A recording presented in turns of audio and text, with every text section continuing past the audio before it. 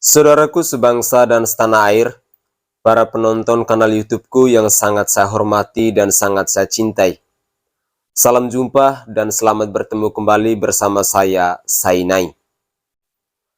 Jabatan Anies Rashid Baswedan sebagai Gubernur Jakarta akan berakhir kurang dari sepekan lagi, yakni 16 Oktober 2022. Setelahnya, akan digantikan oleh penjabat gubernur yang akan bertugas selama 2 tahun hingga pilkada berikutnya yang akan diselenggarakan serentak dengan Pilpres dan Pileg pada 2024 mendatang. Presiden Insinyur Haji Joko Widodo telah menunjuk Kepala Sekretariat Presiden atau Kasetpres Heru Budi Hartono sebagai pejabat Gubernur Jakarta. Meskipun belum secara resmi diumumkan, tapi hal itu sudah terkonfirmasi dan hampir pasti terwujud. Heru Budi Hartono bukan orang baru di lingkungan pemerintah Provinsi DKI Jakarta. Ia pernah menjabat sebagai Wali Kota Jakarta Utara ketika Jokowi masih menjabat sebagai Gubernur DKI. Di era Gubernur Basuki Cahayapurnama, ia dipercaya sebagai Kepala Badan Pengelolaan Keuangan dan Aset Daerah atau BPKAD. Jadi, saya yakin kalau Heru Budi Hartono adalah orang yang tepat di posisi ini, karena sudah paham benar kondisi Jakarta yang sebenarnya. Saudara, baru-baru ini, Partai Keadilan Sejahtera atau PKS mengeluarkan statement yang menggelitik hati saya. Ketua fraksi PKS DPRD DKI Jakarta, Ahmad Yani, berharap agar Heru Budi bisa mengatasi masalah banjir hingga kemacetan di Jakarta.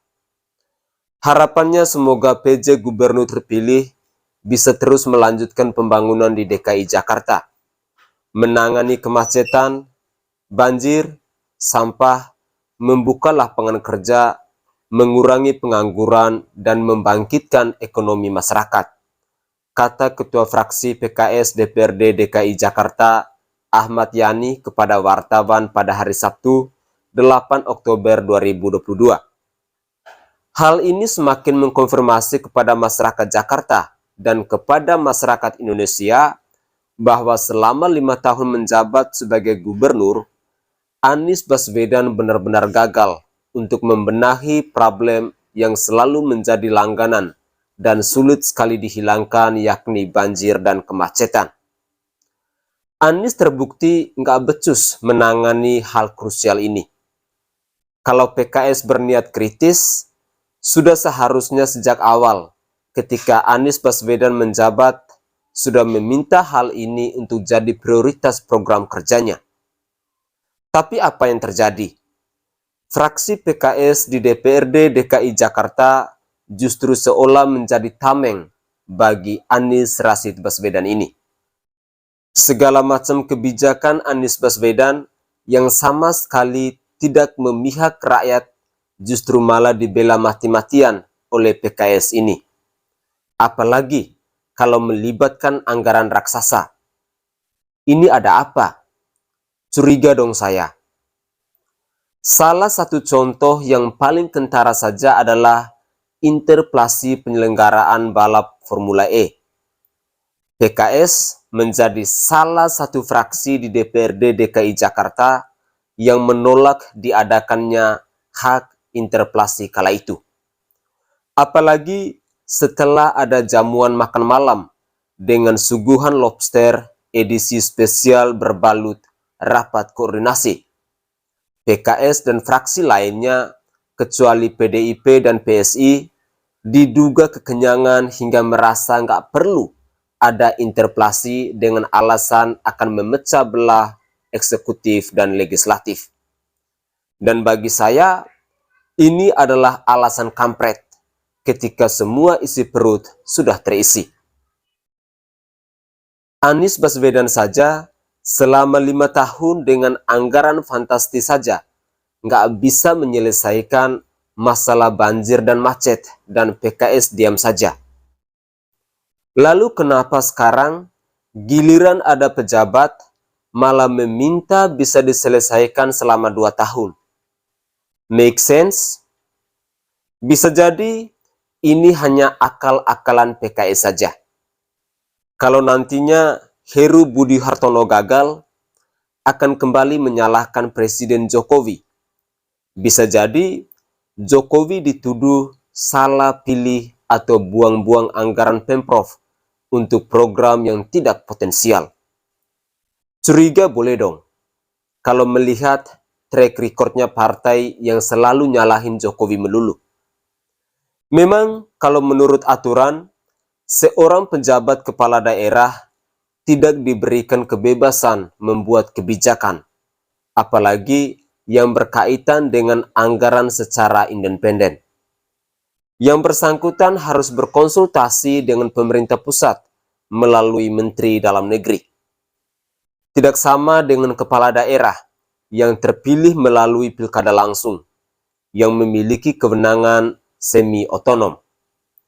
Tapi meskipun PKS nggak meminta atau koar-koar meminta Heru Budi Hartono untuk menyelesaikan banjir dan kemacetan, saya yakin bahwa dia mampu melakukannya. Hal ini pun juga sudah diungkapkan oleh Presiden Joko Widodo. Heru Budi Hartono adalah orang kepercayaan Jokowi yang diyakini bisa mengatasi masalah krusial di Jakarta ini. Hanya tinggal meneruskan program yang sudah dilakukan Ahok saja. Seperti normalisasi sungai misalnya. Program yang tidak dilakukan oleh Anies Baswedan yang malah memilih naturalisasi sungai. Jadi, sungai dibiarkan saja natural, tanpa diapa-apakan. Giliran ada hujan deras, banjir melanda ibu kota dan merenggang nyawa. Anies pun mulai jual ayat dan mayat. Semoga dengan ditunjukkan Heru Budi Hartono bisa segera membenahi Jakarta yang selama 5 tahun terakhir ini sudah diacak-acak oleh Gubernur seiman. Meskipun nggak bisa kerja, yang penting seiman dan dijamin masuk surga. Begitulah istilah yang sering dipakai oleh kelompok celana jingkrak yang selalu sok suci padahal otaknya kosong melompong. Bersama saya Sainai, mari kita selalu berpikir kritis dalam menjaga keutuhan bangsa dan negara ini, terlebih khusus menjelang pemilu di tahun 2024 nanti. Salam hormat, salam NKRI.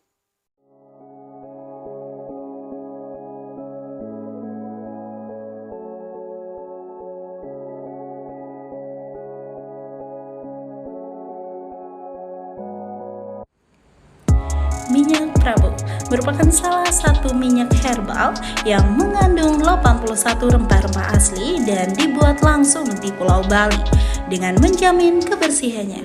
Minyak Prabu dapat membantu dalam menyembuhkan segala macam jenis penyakit kulit dan juga bisa membantu dalam meredakan sakit perut saat haid, pegal-pegal, dan masih banyak lagi.